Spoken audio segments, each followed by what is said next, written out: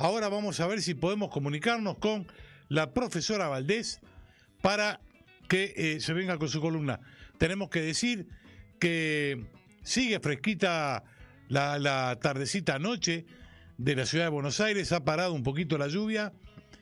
Vamos a ver cuánto dura. Ojalá que podamos irnos tranquilos para nuestra casa una vez que termine el programa.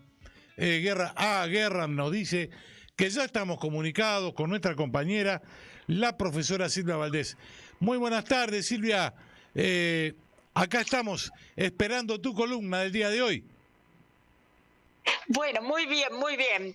Hoy pensaba hablar, si estás de acuerdo, con el tema de las distintas cumbres que ha habido en este mes de septiembre justamente, y una de ellas, la última, que es una cumbre un tanto borrascosa, como la novela de Emily Brontë, que fue la Asamblea Anual de Naciones Unidas, que empezó a sesionar el 18 y el 19 de septiembre. Tal cual. Esa asamblea, la ONU, que es la asamblea de la ONU, que suma 193 países y que hace sesiones anuales desde 1946. A esta nueva reunión que se hace este año, hay muchas anécdotas de una vez que allá por 1960 Nikita Khrushchev golpeó la mesa con un zapato para que lo escucharan, porque nadie escuchaba al bloque socialista, justamente a pesar de la importancia que tenía. Y después también el ministerio, en una famosa, en 1964, el ministro de Industria de Cuba, después de describir la situación mundial bastante deficitaria, terminó el discurso diciendo patria o muerte. Claro, ese ministro de Industria era Ernesto Che Guevara. Bueno, hay que decir que la asamblea actual la podemos llamar, como dije, cumbre borrascosa, porque hay que reconocer que una organización que fue creada para evitar las guerras tiene lugar justamente hoy en día en medio de una guerra que fue calificada por Andrew Korybko, el politólogo norteamericano que vive en Rusia, como una guerra mundial híbrida y fragmentada, pero no, aunque es híbrida y fragmentada, no deja de ser una guerra mundial. Y eso demuestra la ineficacia de la ONU y su progresiva decadencia, porque tal como pasó con la Sociedad de Naciones, que se creó en 1919, al final de la Primera Guerra Mundial, en virtud del Tratado de Versalles, y se organizó esta famosa asociación, Sociedad de Naciones, para promover la cooperación internacional y para lograr la paz y la seguridad. Y como obviamente fracasó porque se desató la Segunda Guerra Mundial, después al final de esa Segunda Guerra Mundial fue sustituida por la ONU, porque evidentemente se había demostrado la inutilidad de la Sociedad de Naciones. Y justamente ahora vemos el total fracaso también de la Asamblea de la ONU, porque hay que decir que el imperialismo, como se llama ahora, el imperialismo lo llaman el occidente colectivo, y también los países del tercer mundo, a los que nos decían países subdesarrollados, después países en vías de desarrollo, y ahora nos dicen sur global. Hemos demostrado a los países del sur global que los supuestos héroes occidentales solo pueden usar conceptos y preceptos que fueron traicionados por Occidente, como la libertad de prensa, por ejemplo, que nos atañe muchísimo a nosotros, porque podemos pensar lo que hicieron ellos, por ejemplo, con Julian Assange, que lo que hizo fue difundir todos los horrores que habían hecho los Estados Unidos, le habían hecho los Estados Unidos al resto del mundo. Y también, por ejemplo, cuando ellos hablan de la voluntad colectiva, es increíble que no escuchen cuando se pide una y otra vez en esa asamblea de la ONU que terminen los bloqueos unilaterales y genocidas. Todos los países piden que termine el bloqueo a Cuba, por ejemplo, y los únicos que mantienen que sigue el bloqueo son Estados Unidos e Israel. Entonces, ¿qué nos hablan? de respetar la voluntad colectiva. Es una mentira total. Tal cual, hay una cosa que recordábamos, Silvia, que también con la intervención de las Naciones Unidas, la cantidad de años que estuvieron metidos en Haití, y fue un desastre, ¿no? Absolutamente, la famosa MINUSTAH. Exactamente. La famosa MINUSTAH que promovieron ellos. Sí, fue un desastre absoluto y total. En cambio, ahora han aparecido justamente varias asociaciones del sur global en los últimos tiempos, concretamente cumbres que no son borrascosas, sino exitosas, como la cumbre de los BRICS, que se celebró a finales de agosto en Sudáfrica. La cumbre del G20, por ejemplo, que tuvo lugar en la India entre el 9 y el 10 de septiembre, y la más reciente, la cumbre del G77 más China, que tuvo lugar entre el 15 y el 16 también de septiembre en Cuba. Bueno, de esa nos habló muchísimo, por supuesto, nuestro querido amigo, colaborador y todos los elogios que le podamos hacer, que es, por supuesto, ¿quién es? Dígame usted. Alberto Mas, pero es más amigo suyo que mío. Le voy avisando. Es más amigo suyo que mío. Yo le aviso para que quede bien clarito. Bueno, muy bien. Bueno, hablemos, por ejemplo, de la reunión del grupo BRICS, que rompió definitivamente el oscurantismo mediático. Totalmente. Que acompañaba siempre las sesiones de la ONU, ¿no? Y ya no fue posible ocultar ante el mundo que una asociación de 5 estados a la que desean incorporarse alrededor ahora de 40 países del llamado Sur Global, porque esa asociación, el BRICS, ha hecho un avance avasallador que ha ido ganando fuerza como contrapeso al orden financiero y político occidental.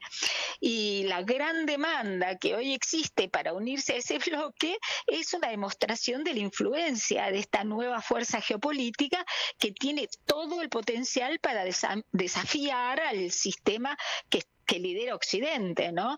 Y es una fuerza que tendría al frente de ella, tiene a China, que es la segunda potencia mundial, si no es la primera en este momento, y que junto con Rusia esperan orientar a la comunidad internacional hacia un mundo más justo, equitativo, participativo, y lo dijo concretamente el presidente Xi Jinping cuando se despidió de Putin, de su homólogo ruso, al finalizar la visita de Xi Jinping a Rusia. Dijo: se están produciendo cambios que no hemos visto en 100 años y somos nosotros quienes los estamos liderando juntos, le dijo Xi Jinping. Y además, el lunes 18 de septiembre, el canciller chino Wang Yi, que cuando inició su visita a Moscú, dijo: estamos dispuestos, estoy leyendo, a velar junto con Rusia por la formación de un mundo multipolar y un orden mundial más justo. Entonces, estas declaraciones evidentemente no dejan espacio para ninguna duda con relación a cuál es el objetivo final de esta nueva organización mundial, que no es borrascosa, estas cumbres que no son borrascosas, sino todo lo contrario, ¿no? Porque concretamente la otra gran cumbre, la cumbre de Nueva Delhi del 20, evidentemente, contraria a los intereses occidentales, el cónclave de India evitó ucranizar esa cumbre, porque lo que pasó ahora con Naciones Unidas es que se pasaron hablando de Ucrania, de que había que ayudar a Ucrania y no sé qué, cuando en realidad el conflicto de Rusia y Ucrania fue un conflicto desatado por la OTAN. Eso está clarísimo, que incluso, como decía el Papa Francisco, se puso a ladrar contradiciendo los tratos de Minsk, se pusieron a ladrar en las fronteras de Rusia. Entonces, evidentemente Rusia reaccionó, porque además entraron en territorio ruso, cosa que nadie lo dice, cuando Rusia se estaba retirando, y Rusia reaccionó de esa manera frente a una provocación terrible. Pero lo más concreto y problemático del tema es que ahora todos están hablando del tema Ucrania y que Rusia invadió Ucrania, lo cual es una falacia total. Pero bueno, en realidad hay otro foro también exitoso, otra cumbre exitosa y no borrascosa, que fue el Foro Económico del Extremo Oriente, que se hizo en la ciudad rusa de Vladivostok también en este mes de septiembre.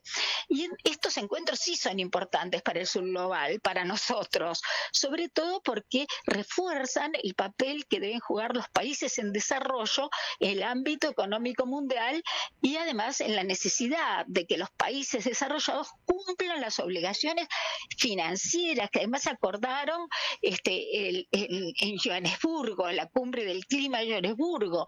Esas obligaciones financieras de los países desarrollados establecen la necesidad de destinar 100.000 millones de dólares anuales para luchar contra el cambio climático. Exactamente. Y además es increíble eso. Y otro éxito que tuvieron las cumbres, digamos, las cumbres multipolares, fue la inclusión de la Unión Africana en el G20 como miembro permanente. Esa fue una decisión histórica, que finalmente también durante otras decisiones históricas se tomaron justamente en la cumbre del Grupo 77 más China, que, aunque ya lo dijo Alberto, esta agrupación está formada por 134 países de Asia, África y América, que representan el 80% de la población mundial. Claro. Y acordarse claro. También, Silvia, que en la última reunión del BRICS, la cantidad de países que pidieron la integración, ¿no? Exactamente. Y que fueron invitados a escuchar. Es una cosa, el mundo entero está parado en otro lugar.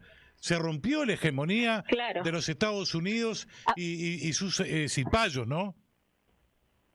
Por supuesto, absolutamente. Y además, por supuesto, este grupo 77 más China ha sido considerado este evento, sin duda, una cita de los países del sur que fueron golpeados y maltratados por el sistema internacional que hegemoniza Occidente. Claro. Y además tuvo especial importancia que esa reunión se celebrara en Cuba, un país que durante más de 60 años fue bloqueado y multisancionado por Estados Unidos.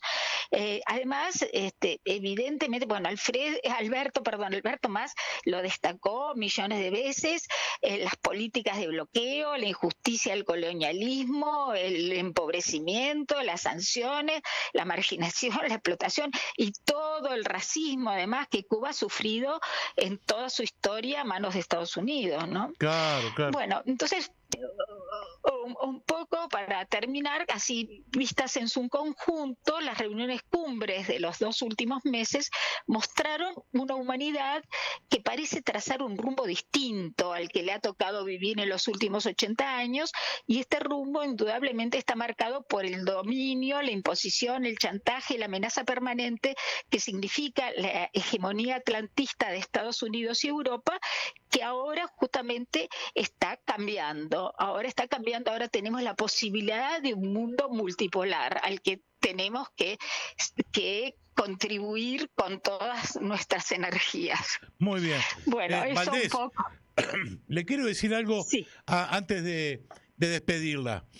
Le quiero recordar que la semana que viene este humilde programa está cumpliendo años. Estamos en la semana de nuestro 6º cumpleaños. Así que seguramente alguna cosa especial haremos en el programa. Muy bien. ¿Le parece bien? Cuente conmigo. Bueno, me parece genial. Lo vamos a conversar. Después hablamos de la falta del día de hoy, porque acá Guerra me dijo. Las sanciones correspondientes. Exacto, Guerra me dijo, no puede ser esto. Ya cualquiera hace lo que quiere. Rapo no viene tampoco. Bueno, ¿qué va a hacer? Yo no. Muy bien. Un beso grande, Silvia. Beso grande. Bueno, un beso. Chau.